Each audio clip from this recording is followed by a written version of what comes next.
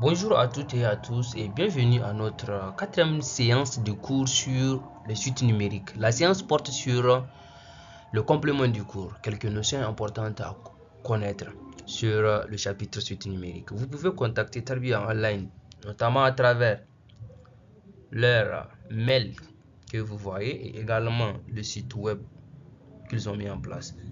Et pour contacter votre encadreur, vous avez à côté son numéro WhatsApp. Comme sommaire de notre leçon, nous allons tout d'abord voir la convergence d'une suite. Nous avons déjà eu à voir la convergence d'une suite dans les leçons antérieures.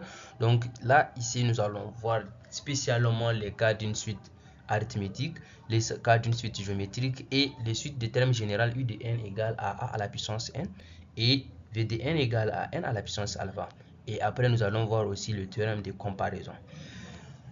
En deuxième point, nous allons voir les suites numériques définies par une relation de récurrence d'ordre 2. Donc, nous allons d'abord les définir et également voir comment résoudre ces cas. Et par la suite, en troisième position, nous allons voir les suites adjacentes. Qu'est-ce que c'est qu'une suite adjacente?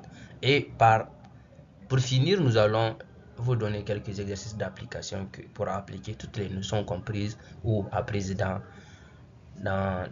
cette leçon. Nous allons commencer par le grand 1 qui est la convergence d'une suite. Le cas d'une suite arithmétique. Bon, de façon générale, ça c'est un théorème. Nous avons défini qu'est-ce que c'est qu'une suite arithmétique. Donc, soit U de n une suite arithmétique de raison R.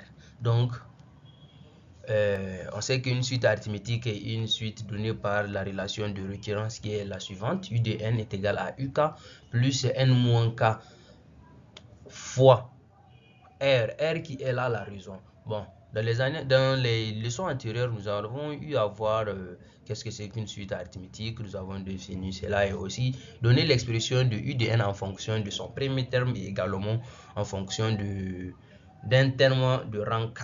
Donc ici, nous avons préféré donner l'expression de U de n en fonction d'un premier terme de rang K.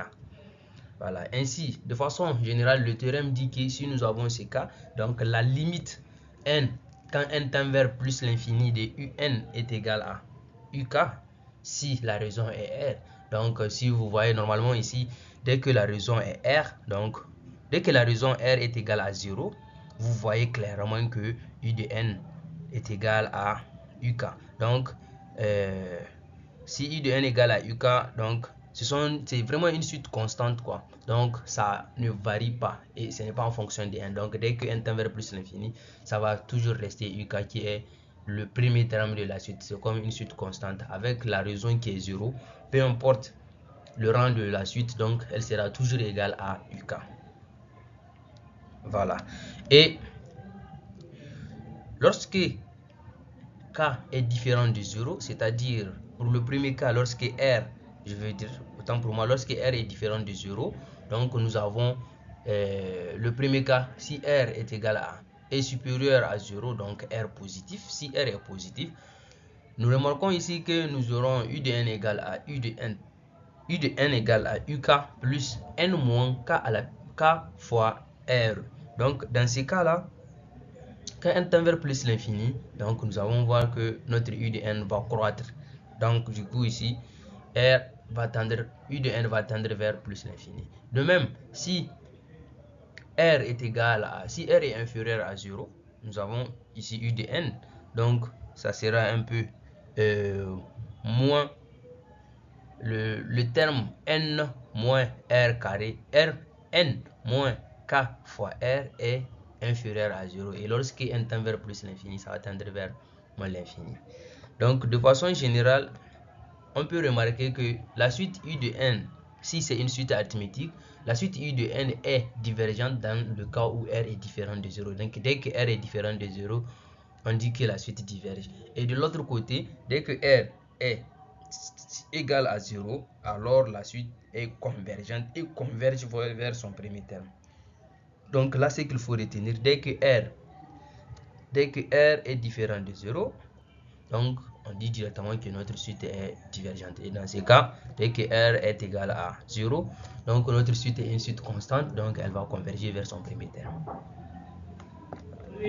À présent, nous allons passer à la convergence d'une suite géométrique. Là aussi, c'est un théorème. Donc, nous avons défini ce que c'est qu'une suite géométrique. C'est une suite définie, c'est une suite de raisons Q qui est définie par la relation de récurrence qui est la suivante. U de n égale à Q à la puissance n moins K plus 1 fois UK. Donc, de même comme dans le cas de la suite arithmétique, nous avons défini notre suite géométrique en fonction du terme de rang K et de sa raison. Voilà.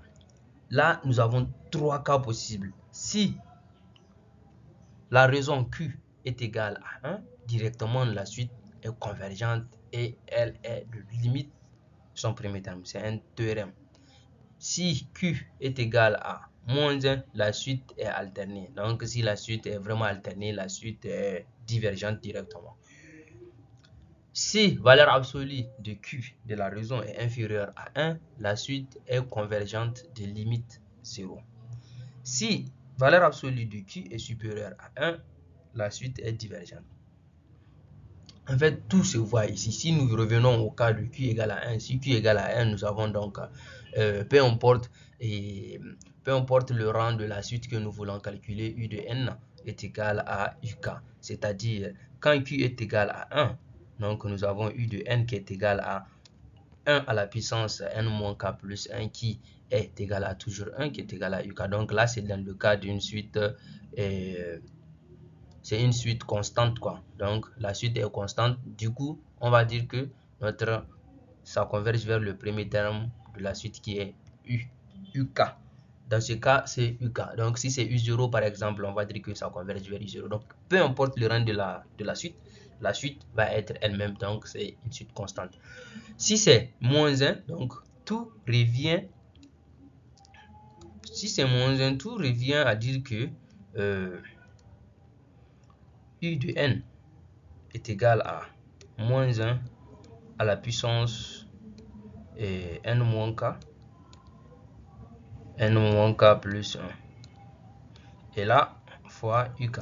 Donc, il arrive que dans le premier cas, si n moins k plus 1 est pair, donc notre suite U de n devient U de n égale à UK. Donc, au premier, là, c'est si n moins k plus 1 est pair. Et maintenant, si n moins k plus 1 est impair, donc si n moins k plus 1 est impair, nous aurons ici U de n qui est égal à moins UK. Donc on se retrouve dans deux cas. Si U de n est pair, si n moins k plus 1 est pair, alors notre suite U de n est égal à UK. Donc c'est vraiment alterné. Si c'est pair, n moins k plus 1 est pair, c'est égal à un. Si c'est impair, c'est égal à moins un. Donc on n'arrive pas à donner une valeur unique à un, d'où on dit que la suite est divergente. Et pour l'autre cas, si U de n, si valeur absolue de Q de notre raison est strictement inférieure à 1, dans ce cas, nous avons donc valeur absolue de Q qui est inférieure à 1. Donc dans ce cas-là, notre raison est très petite. Lorsque n va tendre vers plus l'infini, alors notre raison là à la puissance n va tendre vers 0. Et qui dit tendre vers 0 en multipliant par UK, ça va être toujours 0. Donc sa limite c'est 0. Et maintenant lorsque c'est supérieur à 1, c'est tout un autre monde, elle devient divergente. Donc plus n augmente, plus la raison augmente. Et si la raison augmente, peu importe en multipliant le k, en multipliant par UK, ça va tendre vers plus l'infini. Donc ça c'est à maîtriser. Donc dès que nous avons notre Q qui est égal à 1, on dit qu'elle est convergente. Donc dès que c'est Q qui est égal à moins 1, la suite est alternée et divergente. Et par la suite, valeur absolue inférieure à 5, la suite inférieure à 1, la suite est convergente et limite 0. Et si c'est supérieur à 1, elle devient divergente. Donc ici, dans ce cas-là, il faut garder que pour que la suite U de n soit convergente, il faut que soit Q, la raison, est égale à 1, ou bien valeur absolue de la raison est inférieure à 1. Pour qu'elle soit divergente, il faut que Q soit égal à 1, ou bien la raison Q soit en valeur absolue supérieure à 1. Nous passons à présent aux suites des termes généraux U de n égale à A à la puissance n et V de n égale à n à la puissance alpha. Pour le premier cas, suite de termes généraux U de n égale à A à la puissance n.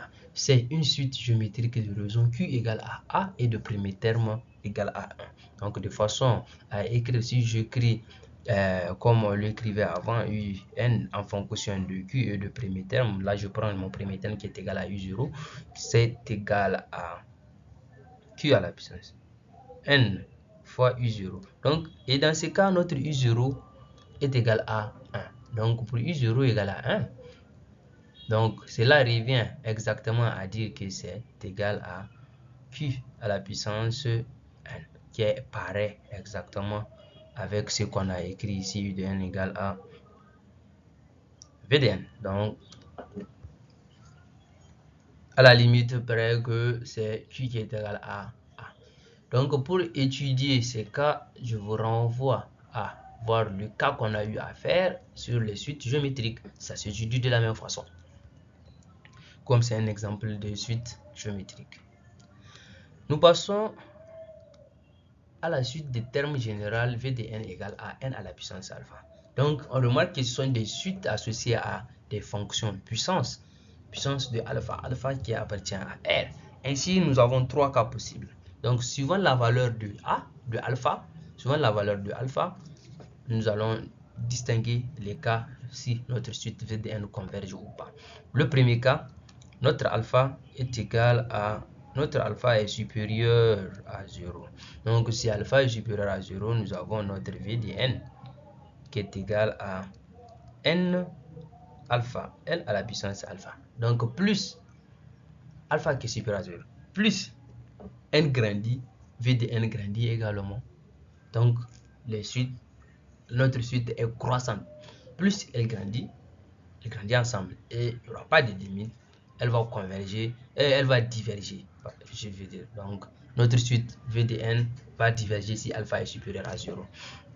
Le deuxième cas, si alpha est inférieur à 0, la suite est convergente de limite 0. Nous allons voir une illustration. On va prendre l'exemple de alpha égale à moins 2. Donc nous avons U de n égale à n à la puissance moins 2.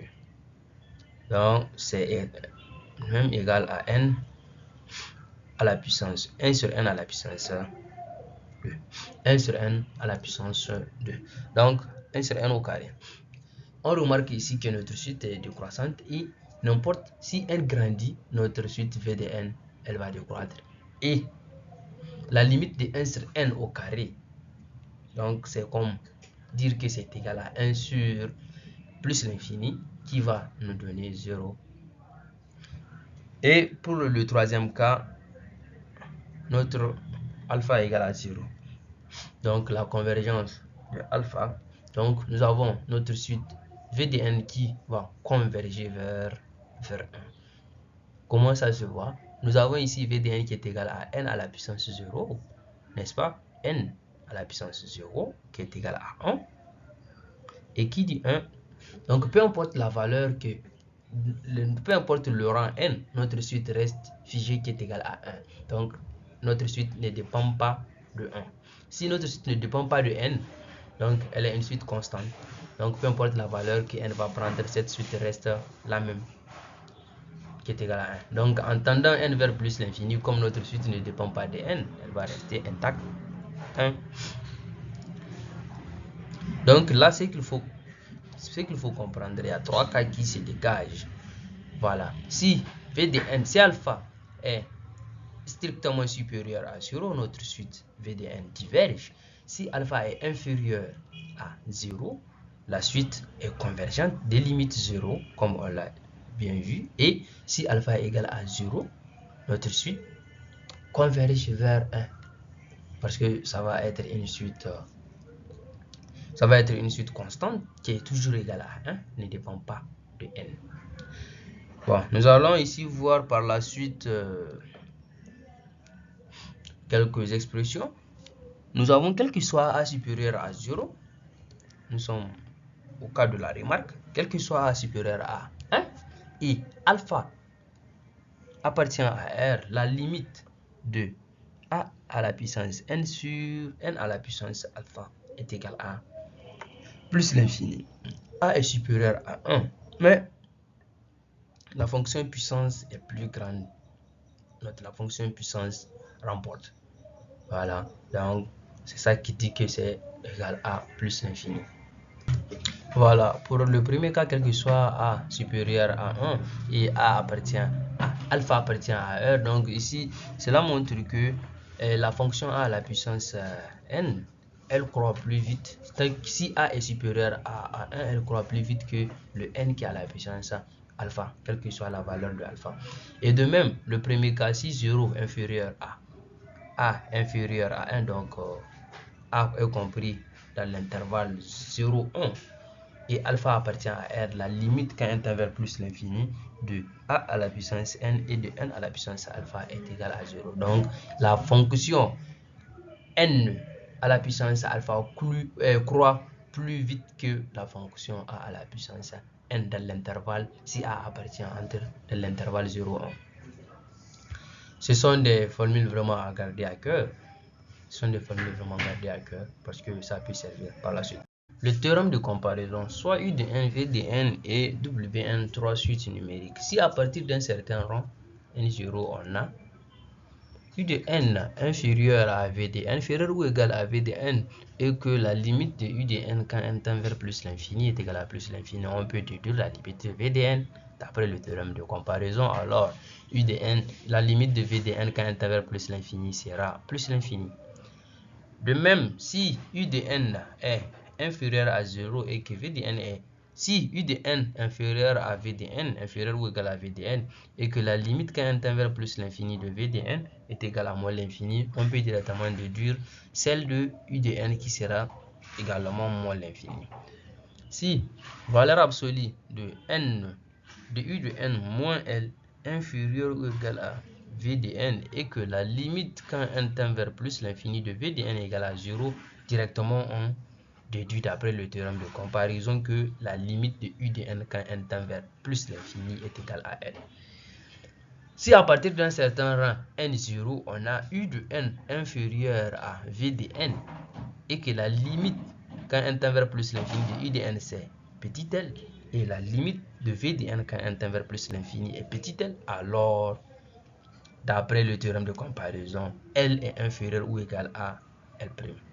Si nous allons voir ici un théorème qui s'appelle le théorème des gendarmes. Si U de n est inférieur ou égal à V de n, inférieur ou égal à Wn, et que la limite quand n tend vers plus l'infini de U de n est égal à L, qui est la même limite quand n tend vers plus l'infini de Wn, alors la limite de U de n de V de n sera égale à L.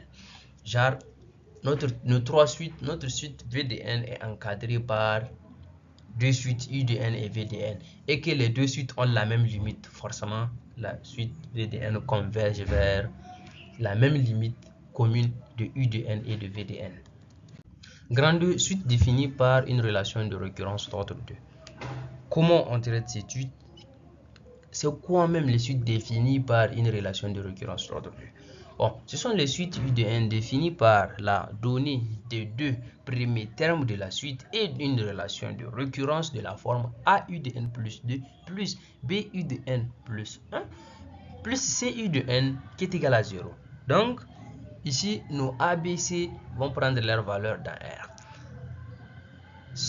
Pour résoudre ces suites, on remarque que ce sont des suites qui vérifient cette relation de combinaison de suites géométriques, c'est-à-dire notre U de n qui est égal à n, R à la puissance n, U de n plus 1 est égal à R à la puissance n plus 1, et U de n plus 2 qui est égal à R à la puissance n plus 2. Donc l'équation A U de n plus 2 plus B U de n plus 1 plus C U de n plus égal à 0 va devenir, en remplaçant directement nos expressions que nous avons exprimées ici par leur valeur, en les remplaçant, ça va devenir comme A R à la puissance n plus B R à la puissance n plus A à la puissance R AR à la puissance n plus 2 autant pour moi, plus BR à la puissance n plus 1 plus R à la puissance n qui est égal à 0. Donc en factorisant, nous avons R à la puissance n facteur de AR carré plus BR plus C qui est égal à 0.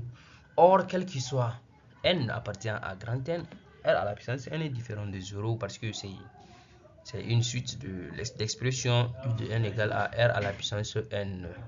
Voilà. Comme le terme R à la puissance n ne peut pas être égal à 0, alors c'est seulement AR carré plus BR plus C qui peut être égal à 0. Donc, on note cette relation comme une équation caractéristique associée à notre suite U de n.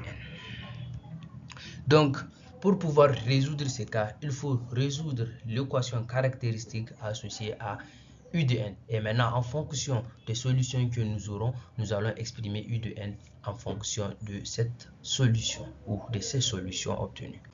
Voilà, pour la résolution de l'équation caractéristique associée à U de n, nous allons la faire en remarque. Donc, tout d'abord, nous remarquons que c'est une équation du second degré, A R carré plus B R plus C. Donc la résolution se fait de la même façon. Nous allons d'abord calculer le discriminant delta qui est égal à B carré moins 4AC et puis en fonction du signe en fonction de la valeur ou du signe de delta, nous allons discuter les cas en fonction des solutions que nous aurons directement donné l'expression de U de n en fonction de ces solutions. N'oubliez pas que nous avons écrit que U de n au début que c'est U de n qui est égal à R à la puissance n. Nous avons dit que ce sont des suites de ce type.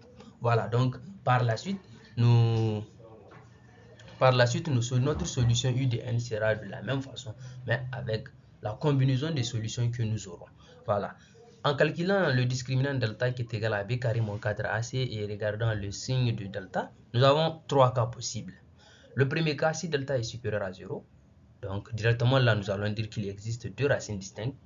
R1, comme vous savez le faire, R1 est égal à moins B moins racine de delta sur 2A et R2 qui est égal à moins B plus racine de delta sur 2A.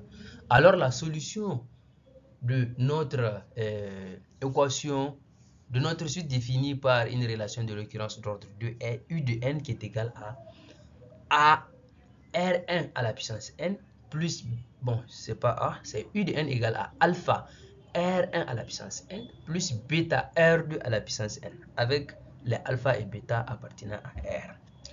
Si delta est égal à 0, donc il existe une racine double qui est égale à R qui est égale à moins B sur 2A. Alors la solution de notre relation de récurrence d'ordre B est U de n égale à alpha n plus bêta R à la puissance n avec alpha et bêta qui appartiennent à R. De même, si delta est inférieur à 0, donc delta négatif.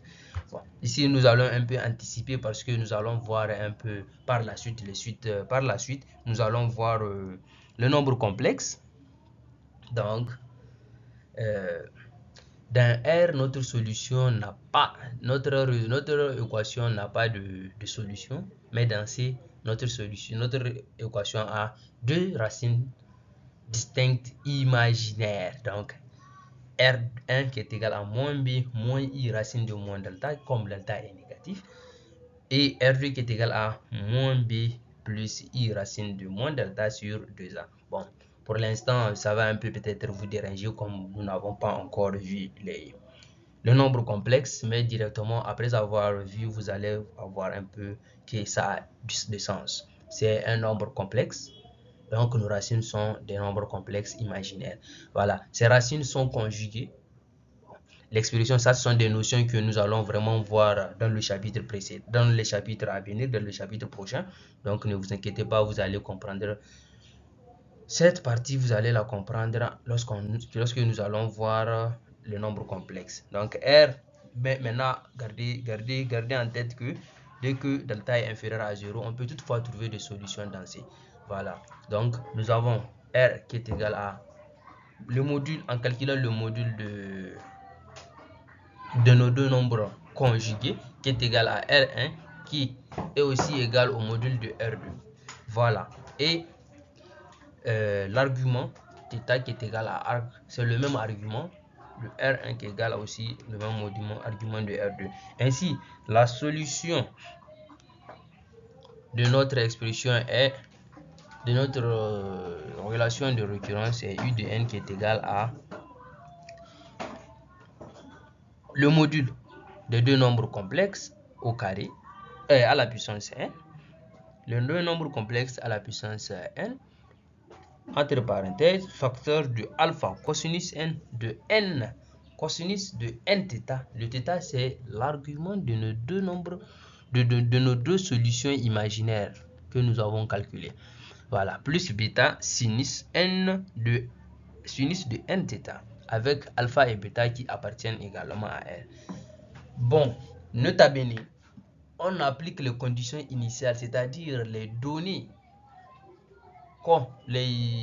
l'expression, ou bien parce que à chaque fois on donne les relations, on donne deux termes de la suite, donc la valeur de deux termes de la suite, on les applique sur notre UN. Donc c'est-à-dire si on nous a donné un exemple de U0 égale à telle valeur, U1 égale à telle valeur, donc on applique U0 sur l'expression en question pour pouvoir déterminer les alpha et les bêta par la suite. Voilà.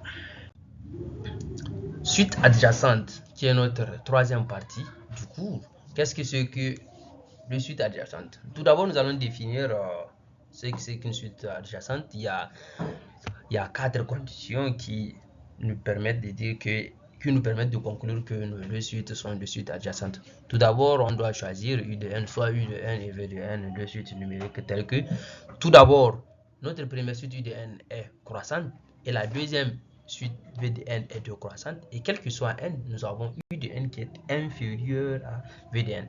Donc U de n est plus petite que V de n. U de n croît et V de n décroît, et U de n inférieur à V de n, et que les deux suites convergent vers la même limite qui est égale à L.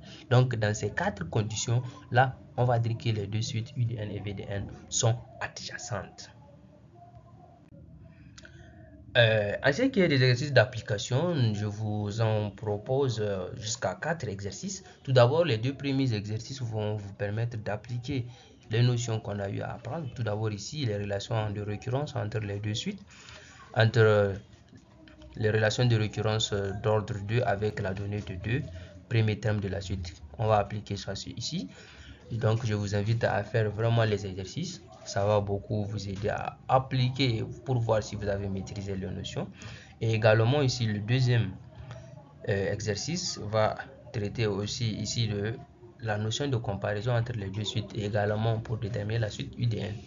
Il y a le troisième exercice également qui traite un peu à peu près de la même façon, qui traite un peu le même cas, qui est l'exercice 3, et par la suite nous avons le plus grand exercice qui est l'exercice 4, lui qui va traiter de cas de suite adjacente.